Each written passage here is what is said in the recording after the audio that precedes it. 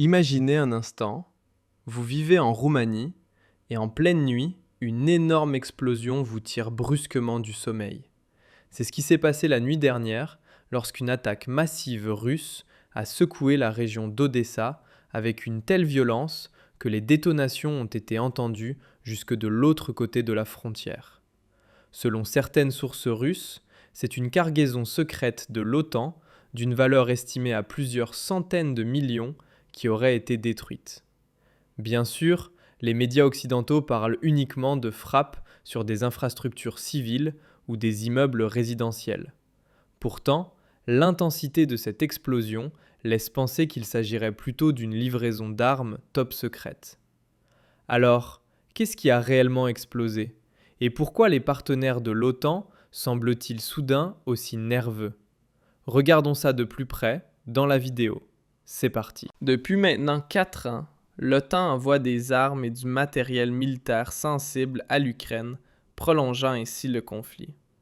Et les pays de l'Union européenne ne s'en cachent même plus. Ils publient carrément sur leur site officiel la liste de l'équipement fourni. La seule chose qui reste secrète, ce sont les itinéraires d'acheminement, car l'espace aérien ukrainien est fermé depuis le début de la guerre. Mais apparemment, la Russie aurait récemment découvert l'une de ces routes clandestines dans la région d'Odessa et aurait frappé une cargaison critique de l'OTAN. Bien sûr, jamais l'Occident n'admettrait une chose pareille. Officiellement, on parle encore une fois d'une attaque classique contre des infrastructures civiles. Dans la région d'Odessa, plus de 30 000 personnes se retrouvent sans électricité à la suite d'une attaque russe. Durant la nuit, l'ennemi aurait gravement endommagé les installations énergétiques de la région. Selon les autorités, 30 800 foyers sont actuellement privés de courant. On précise que les dégâts infligés aux infrastructures sont critiques et que les réparations prendront du temps avant un retour à la normale. Voilà donc le récit typique relayé par les médias occidentaux. Des frappes ciblant les installations énergétiques ukrainiennes, des impacts critiques et des dizaines de milliers de civils plongés dans le noir. Officiellement, ce n'est donc qu'une attaque de plus sur des infrastructures civiles. Rien d'inquiétant, tout est sous contrôle. Circulez, il n'y a rien à voir. Et c'est bien là que réside le problème.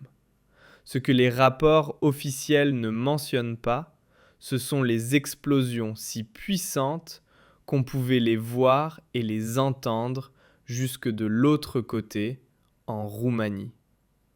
Quelque chose de hautement explosif a été touché lors des frappes. Et pourtant, silence radio total dans les médias occidentaux. Et franchement, qu'en pensez-vous, vous, du fait que les réseaux sociaux débordent de vidéos de cette gigantesque explosion, alors qu'aucun journal n'en parle ? Il faudrait être bien naïf pour ne pas y voir un malaise. Le site Argumente und Fakten écrivait à ce sujet. Secousse jusqu'en Roumanie. Des images d'une cargaison secrète de l'OTAN explosant près d'Odessa ont provoqué un vent de panique. La nuit dernière, des drones Geran ont visé des installations des forces armées ukrainiennes dans la région d'Odessa.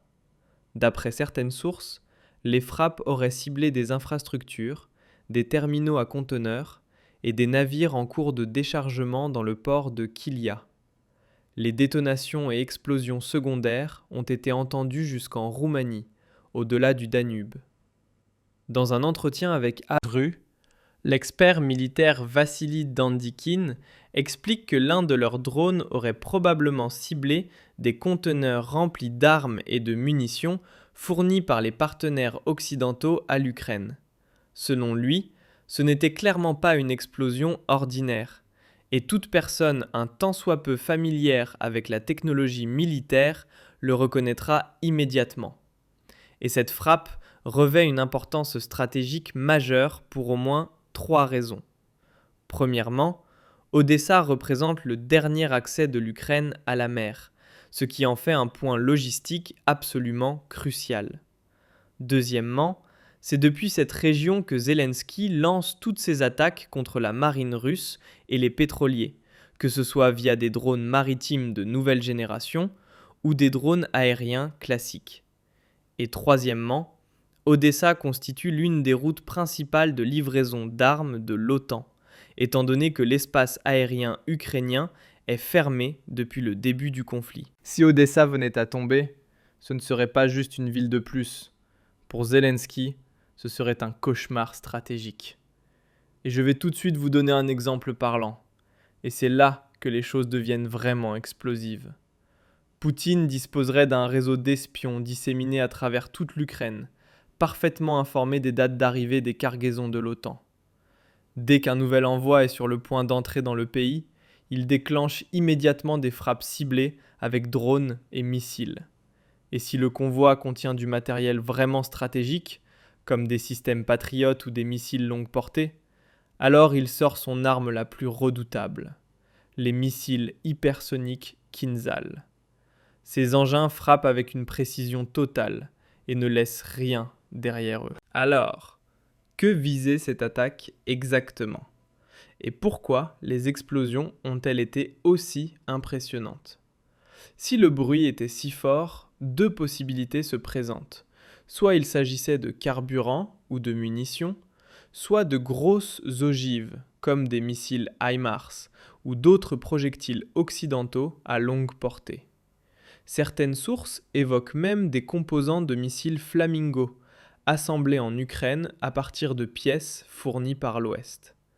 Selon l'expert militaire, les forces russes s'emploient actuellement à couper systématiquement toutes les voies de ravitaillement vers Odessa, qu'il s'agisse de carburant, de munitions, d'armement ou d'autres ressources. Des ponts ont déjà été ciblés et détruits. L'ennemi tente d'utiliser des plateformes comme les Protons, mais celles-ci sont également anéanties. On ne peut plus parler de hasard à ce stade.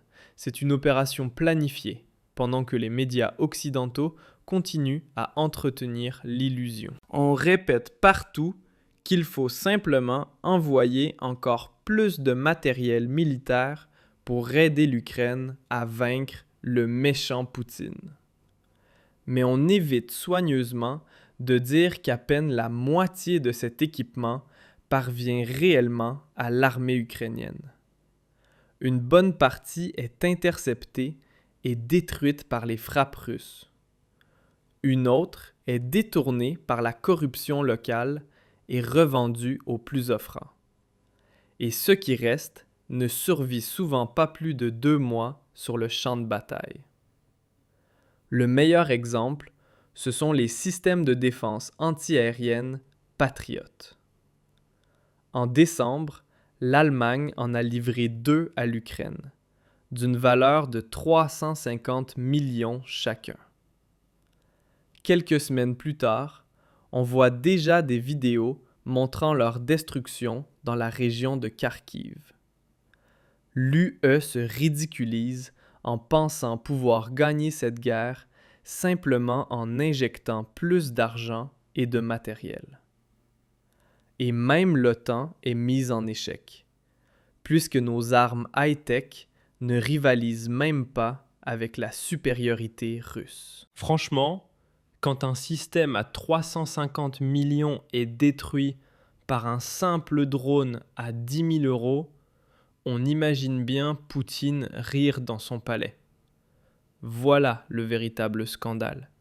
Pendant qu'on nous fait croire que tout est sous contrôle à coups de millions, les cargaisons explosent, les armes disparaissent et notre technologie est anéantie sous nos yeux. Et quand des explosions si puissantes qu'on les entend en Roumanie sont qualifiées de simples frappes sur des infrastructures civiles, on comprend que la réalité sur le terrain n'a plus rien à voir avec le récit officiel. La vraie question, ce n'est pas ce que la Russie a détruit, mais combien de temps l'Occident va encore jouer à ce jeu avant que l'Ukraine ne s'effondre. Et vous, qu'en pensez-vous ? Est-ce encore une aide utile ou un pur aveuglement stratégique de l'UE? Dites-le moi dans les commentaires et likez si vous voulez d'autres analyses comme celle-ci.